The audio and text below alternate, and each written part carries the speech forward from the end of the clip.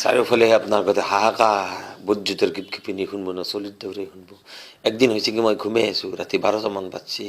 হঠাৎ দেখোন দৰ্জাৰ টক টককৈ শব্দ মই প্ৰথমতে কথাটো মন কৰা নাই মই ভাবছোঁ কি হ'ব পাৰে এনে শব্দ একোতো ডাঙৰ কথা নহয় বতাহতে দৰ্জাখন ভাড়া খাব পাৰে বাৰীত তামোল চামোল পৰিব পাৰে তাৰপিছত ঘুমাই আছোঁ তাৰপিছত দেখিছোঁ যে টক টক শব্দটো ঠক ঠক হৈছে ঠক ঠক শব্দটো ধম ধম হৈছে তাৰপিছত ধমাতকৈ সাৰ মিলি দৰ্জাখন দেখোন ভাঙো কৰে তেতিয়ালৈকে মই আপোনাৰ ভয় কৰা নাই তাৰপিছত মই দেখিলোঁ যে আমাৰ দৰ্জাটো ওপৰৰ কব্জাটো খুলিছে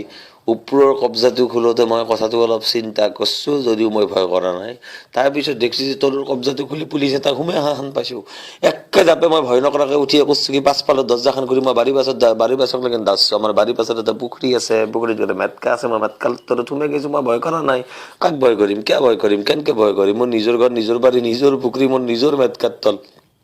আধা ঘণ্টা সময়কে মই 1 ঘণ্টা সময় দেখবা পাৰোঁ পুলিচে বিচৰে ক'ত পাই মোক টন মদন গোপাল পানীৰ তলত বহি আছোঁ ভয় নকৰাকৈ মই তাৰপিছত পুলিচৰ গাড়ীখন যোৱাৰ শব্দ পাই একে জাপে উঠি আহিছোঁ ভয় নকৰাকৈ আহিয়ে ঘৈণী খুজিছোঁ তুমি ভয় কৰিছিলা নেকি মই হ'লে ভয় কৰা নাই